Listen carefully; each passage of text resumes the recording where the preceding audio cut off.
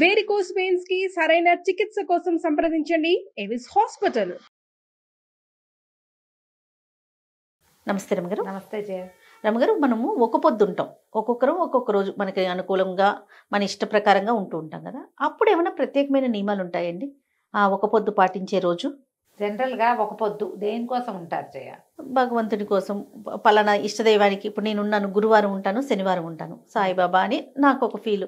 వెంకటేశ్వర స్వామి ఇంకా అందరం యూనివర్సల్గా ఉండేది కాబట్టి సాటర్డే ఉంటాము.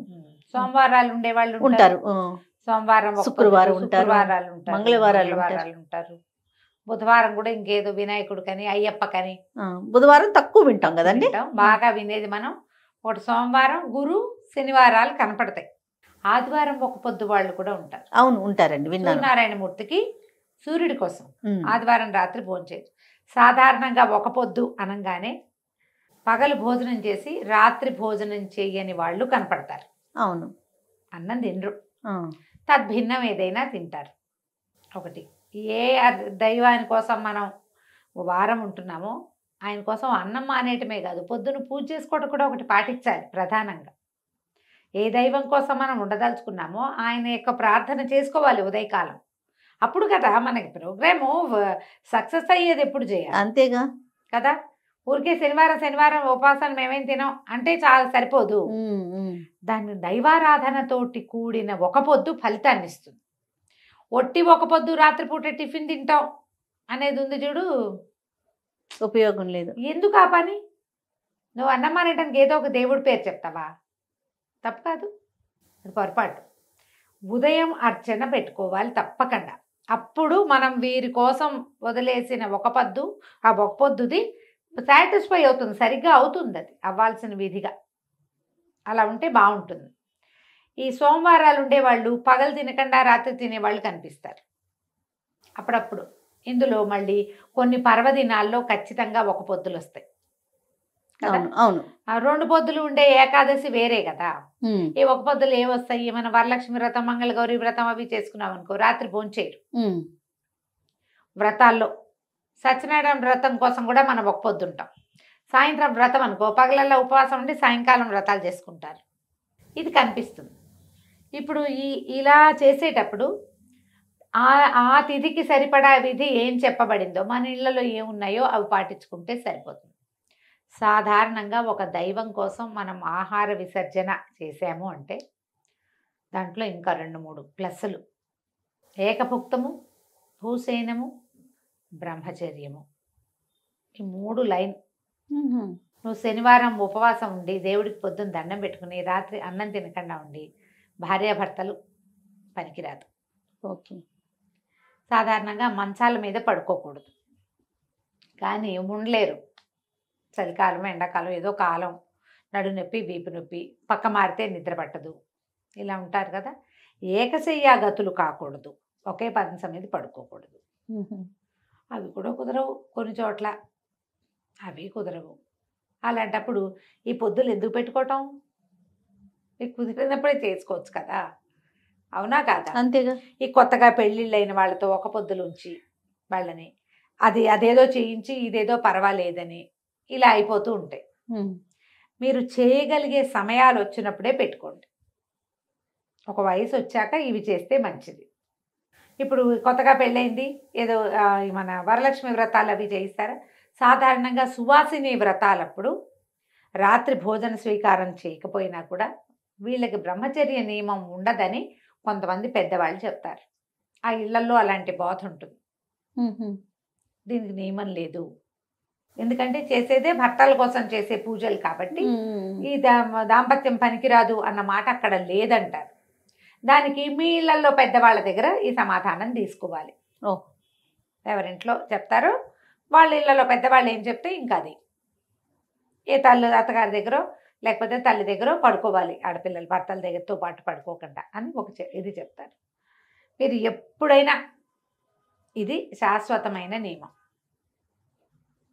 ఒక పొద్దున అన్నం తిన్నాము రాత్రి పులిహార చేస్తే పులిహార ఉపవాసానికి పనికొస్తుంది అంటారు కొంతమంది. ఇంకేమీ చేయలేదు, అదొక్కటే ఉంది, అదే కుదిరింది, అప్పుడు దీనికి ఒక అమెండ్మెంట్ చెప్తాను. ఇది నేను కూడా ఒక పెద్దవారి దగ్గరే తెలుసుకున్నా. నివేదన చేసిన పులిహార అయితే పనికొస్తుంది. మీరు సరదాగా టిఫిన్ లాగా చేసుకున్నది పొద్దున మిగిలితే సాయంత్రం తింటాము, అది పనికిరాదు ఒక పొద్దుకి. మీరు సాయంకాలం దేవుడికి చేసి గుళ్ళో పెట్టింది, గుళ్ళో నివేదన చేయబడింది, లేదా మీ ఇంట్లోనే మీరు నివేదన చేసింది అయితే మీకు పనికొస్తుంది. ప్రసాదం అయితే ఏం తిన్నా తప్పలేదు, అది నివేదన చేయబడితేనే. అన్ని ప్రసాదాలే కదా అంటే వండినవన్నీ మన మన మన బతుకంతా భగవంతుడి ప్రసాదమే, దాన్ని తీసుకోకూడదు. దాన్ని తీసుకోకుండా ప్రత్యేకంగా నీళ్లు చల్లి భగవంతుడికి నివేదన చేయబడింది చూడు, అది పనికొస్తుంది. పులిహార తిందాం, దద్దోజనం తిందాం, చక్కెర పొంగల్ తిందాం, ఇవన్నీ ప్రసాదాలు అయితే పనికొస్తాయి. ప్రసాదాలు కాకుండా అయితే పనికిరాదు. దీంట్లో పాటుగా మీ దేశాచారాలు, మీ ఊళ్ళల్లో పాటించే విధానాలు కొన్ని ఉంటాయి, మీకు తెలిసవి. మేమేదో చెప్తాం, మా ఊళ్ళలో మేము చెప్తాం అంతేగా కదా. ఈ మా ఊర్లో మీ నెత్తి మీద నేను రుద్దకూడదు, నా ప్లేస్లో ఉండే వాళ్ళు ఎవరు చేయకూడదు. అది చక్కని మాట రమ్మగారు, ఇది మాత్రం అది రుద్దకూడదు. ఇప్పుడు నేను నాది చెప్తా, నాలాంటి విధానం ఉన్న వాళ్ళే అది పాటిస్తారు, నాలాంటి విధానం కాదు నీది. అంతే కదా. ఎందుకు నా వెంట పడి అమ్మో అలా చెప్పితే కొంపరిపోతామని భయపడి చచ్చి కాంప్లికేటెడ్గా ఎందుకు చేసుకుంటావు? వద్దట్లా. మీ ఇళ్లలో ఏం పాటిస్తారు, మీ ఊళ్ళలో ఏం పాటిస్తారు, మీ గుళ్ళో ఏం పాటిస్తారు, లేదా మీకు పురోహితుడు అయ్యగారు ఉంటాడు, ఆయన ఏదో చెప్తాడు, అట్లా నడవండి. కానీ నియమం పెట్టుకోండి. ప్రధానంగా మనం ఒక పొద్దు ఉండటం అంటేనే నియమం కదా. భగవంతుడి కోసం ఒక రోజని, ఆ రోజు ఈయన కోసమని మనం అన్నం మానేసే విధానం ఒకటి పెట్టుకున్నప్పుడు, ఇంకొకటి 2 విధులు పాటించి దాని పూర్తి స్థాయి ఫలితాన్ని పొందవచ్చునే. మనం ఎందుకు పోగొట్టుకోవాలి? ఖచ్చితంగా కదా.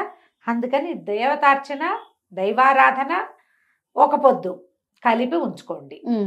ఇది ఖచ్చితంగా మనం చేయగలిగింది, మనం చేయగలం కదా. అవునవును. అంతకంటే ఏం చేయొద్దు. శనివారం ఉపవాసం అంటే పొద్దున విష్ణు సహస్రనామం చదువుకో, లేకపోతే వెంకటేశ్వర అష్టోత్తరనామాలు చదువు, వెంకటేశ్వర కరావలంబం చదువు, వెంకటేశ్వర వజ్రకవచనం చదువు, సుప్రభాతము, ప్రపత్తి, మంగళాశాసనం చదువుకో, స్తోత్రం చదువు, ఎన్నున్నాయి వెంకటేశ్వరుడివి. గోవిందనామాలు చదువుకోమా, అవన్నీ రావు నీకు. శ్రీనివాస గోవింద, శ్రీ వెంకటేశ గోవింద అనగలవు కదా నువ్వు, అది చెప్పుకో. అది చెప్పి సాయంత్రం ఉపవాసం ఉండండి. మీకు ఒక్క 6-7 వారాలు గడిచేసరికి శనివారంలో ఉన్న డిఫరెన్స్ ఏంటో మీకు తెలిసిపోతుంది నిజంగా. దాంతోపాటు ఈ స్వామి కోసం ప్రత్యేకంగా దీపారాధన, పిండి దీపారాధన చేస్తాం. అలా ఈ విధానాలు ఇవన్నీ ప్లస్ చేసుకుంటే మీరు ఆధ్యాత్మిక ప్రగతి వస్తుందమ్మా. ఒట్టిగా అన్నం మానేసి ఎవడో ఆయన్ని ఉద్ధరిస్తున్నాం అనుకోకూడదు, అది కరెక్ట్ కాదు. ఇంత మంచి విషయాన్ని ఇంత లేట్గా మీతో వింటున్నాను అనుకుంటున్నాను రామ్ గారు నేను. నిజంగా అవునా? నిజంగా అసలు చాలా మంది దగ్గర విన్నాను నేను. ఎట్లా అంటే ఒంటి పొద్దున్నాం అంతే, మిగతా కార్యక్రమాలు ఎక్కడా కనిపించవు. మిగతా కార్యక్రమాలు ఎక్కడా కనిపించవండి. ఇప్పుడు మీరు చెప్పిన నువ్వు అన్నం మానేస్తే దేవుడికి ఏమిటి, నీకు కదా అది. మన శరీరం కోసం, మనది. ఆయన ఉద్ధరిస్తున్నాం అనుకోకూడదు, మనని మనం ఉద్ధరించుకోవడానికి, మనం బాగుపడడానికి, మనం ఇంకొక అడుగు దేవుడి వైపుకు వేయడానికి. అన్నం మానేస్తే అయిపోతుంది ఏమిటి? అలా కాదు, అలా అవదు. అది ఇట్లా పెట్టుకోవాలి ఖచ్చితంగా. అప్పుడు మీరు ఏమిటి ఏం మార్పు వచ్చింది మనలో? ఇప్పుడు గుళ్ళోకి వెళ్ళావు జయ, ఏదో అలా వెళ్ళి ఇలా వచ్చేసి వాళ్ళు మనకు వేలల్లో కనపడతారు. అవును, గుళ్ళోకి వెళ్ళటం వల్ల ఒక ఆనందం లభించిన వాళ్ళని చూస్తున్నావా నువ్వు ఎప్పుడైనా? కనిపించట్లేదు రమ్మగారు, చాలా తక్కువగా చూస్తాం. ఎందుకంటే క్రియగా చేస్తున్నాం మనం. క్రియగా చేయకూడదమ్మా, అది క్రియగా భావించదు. గుళ్ళోకి వెళ్ళడం ఒక వెళ్ళాలి సిద్ధాంతంగా వెళ్ళటం కాదు. మీరు లోపలికి వెళ్తూ ఉంటే, ఒక దేవాలయంలోకి వెళ్తే, ఒక గోపురం లోపలికి వెళ్తుంటే మీ లోపల ఉన్న మలినాలన్నీ వదిలిపెట్టేస్తున్నట్టుగా తెలుసుకోండి, పోతున్నాయి అవి. మీరు ఒక పాజిటివ్ వారాల్లోకి వెళ్తున్నారు. లోపలికి వెళ్తాం, దండం పెడతాం, అక్కడికి వెళ్ళాక వాళ్ళవి వీళ్ళవి నగలు, నాణ్యాలు, అలంకారాలు చూస్తూ ఉంటాం. చూసావు, ఎక్కించుకోకు, దాన్ని వెంట తెచ్చుకోకు. నువ్వు వెంట తెచ్చుకోవాల్సింది ఏంటి? ఈ లోపల తిరిగేసరికల్లా నువ్వు ఆ భగవంతుడి చుట్టూతా ఉన్న కాంతి వలయాల్లోకి ప్రయాణం చేస్తున్నావు. అది నీలోకి వచ్చేసినట్టుగా తెలుసుకోవాలి. నువ్వు అది ఎప్పుడు తెలుసుకుంటావు? అది క్రియగా భావిస్తే తెలుసుకోవు. నేను చేయవలసిన విధి ఇది, నేను బాగుపడడానికి ఉపయోగపడే విధి. నన్ను భగవంతుడి దగ్గరికి తీసుకుంటున్నాడు తనలోకి. ఆయన నాలోకి ప్రవేశిస్తున్నాడు. ఈ భావాలు రావాలి. భావం ఎప్పుడు వస్తుంది జయ? నువ్వు తదేక ధ్యానం ఉంటే భావం వస్తుంది. లేకపోతే ఏటా వస్తుంది? నువ్వు ఊరికి ఎగిరిగాడా వెళ్ళిపోయి టకటక టకటక వెళ్ళిపోయి ఇవి తీసేసుకుని అదేమిటి బఫే భోజనం లాగా అలా చేస్తే ఎట్లా? మీ ఒక పొద్దులు కూడా బఫే భోజనం లాగా చేయకండి. అప్పుడప్పుడు అట్లా అయిపోతూ ఉంటాయి. మన ఇంటికి ఎవరో చుట్టాలు వస్తారు, మనమే ఏదో ఊరు వెళ్తాం, బోల్డ్ పనులు ఉంటాయి, వ్యవహారాలు ఉన్నాయి, ఆ రోజు ఏదో ఫంక్షన్ కూడా ఉంది, ఇవి జరిగిపోతాయి. అప్పుడప్పుడు అయినా అందులోకి ప్రవేశించే విధానం చూడండి. కరెక్ట్గా మీకు ఆ రోజు మీరు సాయంత్రం పడుకున్నాక మీకు తెలుస్తుంది. ఇవన్నీ ఎలా తెలుస్తాయి జయ? దేవుడు మన అనుగ్రహించాడు, మన కరుణించాడు, అవన్నీ ఏంటి కనపడతాయి మనకి. మనం సినిమాలలాగా మానసిక ప్రశాంతత చెప్పేస్తుంది రమ్మగారు. మన శరీరం మనకి చెప్పేస్తుంది. నువ్వు ఎప్పుడు చెప్తుందమ్మా అది? మనం వింటే కదా. వినాలంటే దాని మీద దృష్టి ఉండాలి. మనం పూజ అవి అనగానే జయ జనరల్గా మన ప్రజలు, నువ్వు నేను తేడా లేదమ్మా దానికి, అందరమును అలంకారము బ్రైట్గా చేయటము, బోల్డ్ పువ్వులు, బోల్డ్ ప్రసాదము, జనాల్ని పిలవటం, బొట్లు, కాటకలు, తాంబూలాలు, అందులో కొబ్బరికాయ పెట్టేవా, అరటిపళ్ళు పెట్టేవా, ఇక్కడే ఉంటుంది. అక్కడే ఆగిపోతాం. చెయ్యండి అవన్నీ, ఆగిపోకండి. దాన్ని దాటి భగవంతుడి వైపుకి నడిచే ప్రయాణం మీద దృష్టి పెట్టండి. ఒక క్రియ చేస్తున్నాము, ఏదో మంత్రం చదువుతారంటే ఆ మంత్రం సీప్ అయిపోవాలి లోపలికి. మనకు అర్థం కాకపోయినా సరే దాంట్లో ఒక పాజిటివ్ సౌండ్ ఉంది, అది లోపలికి వెళ్ళాలి, నరాల్లో పట్టుకోవాలి. అది మనం గుళ్ళోకి వెళ్ళినా అంతే, ఒక పొద్దు చేసినా అంతే, ఏం చేసినా వారానికి ఒక్కరోజు నువ్వు ఒక పొద్దు ఉండేది ఎన్నిసార్లు ఉంటావు? వారం అంతా ఒక పొద్దులుండి బ్రహ్మచర్యాలు చెయ్యొద్దు, అందరి వల్ల కాదు, అవకాశం ఉంది. పోనీ నువ్వు భోజనం మానేయడానికి ఒక పొద్దుని పెడతావు, దేవుడి దగ్గర కూడా పో. అదే విధంగా డైటింగ్ కూడా కలిసి వస్తుందని అన్నారు మొన్న ఎవరో, నాకు నవ్వొచ్చింది. డైటింగ్ కూడా కలిసి వస్తాను ఒక పొద్దు ఉంటున్నారు. ఓహో, పాయింట్ చూడు. భగవంతుడిని ఆ రకంగా తీసుకెళ్ళకండి అమ్మా. మీరు అన్నం తెలుసుకొని మహత్తరంగా మానేయండి. దేవుడి కోసం అని చెప్పకండి. దేవుడి కోసమే ఉండండి మీరు. దానికోసం పొద్దున్నే కౌసల్య సుప్రజ రామ అని, నాయన ఈరోజు శనివారం ఏదో ఇంతే చేయగలుగుతాను అని ఓ దండం పెట్టి, రాత్రి వాళ్ళ శనివారం నేను అన్నం తిన్ను, అర్ధరాత్రి 12 అయ్యాక తినచ్చు లాంటి దిక్కుమాల లాజిక్లు చెప్పకండి. దౌర్భాగ్యపుర ఎప్పుడెప్పుడు రాత్రి అవుతుందా, ఎప్పుడెప్పుడు మింగేద్దామా అని చూడకండి. ఇకేం శనివారం, మీరు మీ శనివారమును దిక్కుమాల శనివారాలు ఎందుకు వచ్చింది? అది ఎందుకు వచ్చిన ఉపవాసం అమ్మా అది? నిజమే కదా. జనాలను ఆ రకంగా చెడగొట్టకండి ఆయన, దయచేసి మీకు దండం పెడతాం. మీరు ఆధ్యాత్మిక ప్రగతి సాధించకపోతే పీడాపోయి మమ్మల్ని అయినా సాధించినవి కొంతమందిని, కనీసం మేమైనా వెళ్తాం కదా. 100% అండి. ఇలా అర్ధరాత్రి అయితే తినచ్చు లాంటివి చెప్పొద్దు, వాటి వెనకాల వెళ్ళొద్దు. మీరు దేవుడి కోసం ఉండదలుచుకున్నారు, దేవుడి వెనకాల వెళ్ళండి. మా వెనకాల కూడా రావద్దు, అంతే. రాకండి, మాకేం అభ్యంతరం లేదు. దేవుడి వెనకాల వెళ్ళండి, ఆయన కోసంగా ఉన్నాము. అవును కదా, అవునా?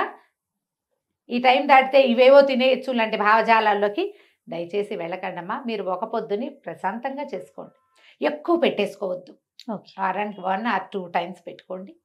ఆ దేవుడికి ఫలానా అని పొద్దున్నే పూజ ఏదో చేసుకోండి. పొద్దున కుదరలా, ఆఫీసు హడావిడి ఉంది, సాయంకాలం వచ్చాక ఒక దీపం పెట్టుకుని, ఒక దండం పెట్టుకుని, ఒక ప్రార్థన చెప్పుకుని, ఒక అపరాధం చెప్పుకుని, ఏదో ఒక బెల్లం ముక్కో, చిన్న పటిక బెల్లం ముక్కో చూపించి రాత్రి భోజన విసర్జన చేసేయండి. ఎంత బాగుంటుందో జీవితం, చాలా ప్రశాంతంగా వెళ్తుంది. సరిగ్గా ప్లాన్ చేసుకోండి ఒక పొద్దుల్ని. మీరు ఏ రోజు ఉంటారు అమ్మగారు ఒక పొద్దు? ఖచ్చితంగా ప్రతి శనివారం ఉంటాను జయ. ఇవి కాకుండా సుప్రభాతము అవన్నీ వెంకటేశ్వర స్వామికి చెప్పగించగలిగిన అన్ని స్తోత్రాలు అప్పచెప్తాను. సాయంకాలం ఏం తిన్ను, నేను మార్నింగ్ బ్రేక్ఫాస్ట్ కూడా చేయను, బ్రేక్ఫాస్ట్ లేదు. ఒకసారి ఇది సాయంత్రం కుదిరితే ఏదైనా, ఇంకోళ్ళు ఎవరైనా కూడా ఉంటే ఏదైనా తింటాను, చిన్న టిఫిన్. లేకపోతే సాధారణంగా టిఫిన్ కూడా తినేది 1-2 పళ్ళు అంతే. ఏకాదశిలో ఎలాగో ఉంటాయి నాకు. శనివారం వెంకటేశ్వర స్వామి కోసమే అంతే. దానికి పొద్దున ఖచ్చితంగా తలంటి పోసుకోవటము, తైలంతో దీపము, చదువుకోవటం, ఏదైనా నివేదన చేసుకోవటం, ఇవన్నీ కామన్ గా, ఇవన్నీ చాలా సహజంగా, ఇదేదో విశేషంగా చేయటం కాదు, సహజంగా జరిగిపోతుంది, అలా వెళ్ళిపోతాయి. రోజువారీ కూడా నేను కబలా కూర్చు కుంకుమతో అనకుండా కుదరదు నాకు. రోజువారీ అది ఉంటుంది. వజ్రకవచం అవి కూడా రోజు చెప్పుకుంటాను. ఇప్పుడు ఈ రోజున శనివారం మాత్రం సుప్రభాతము, స్తోత్రము ప్రపత్తి మంగళాశాసనం మొత్తం ఫుల్ లైన్ చకచక అలవాటైపోయింది. అది రైట్ రామ్ గారు. నమస్తే. నమస్తే జయ.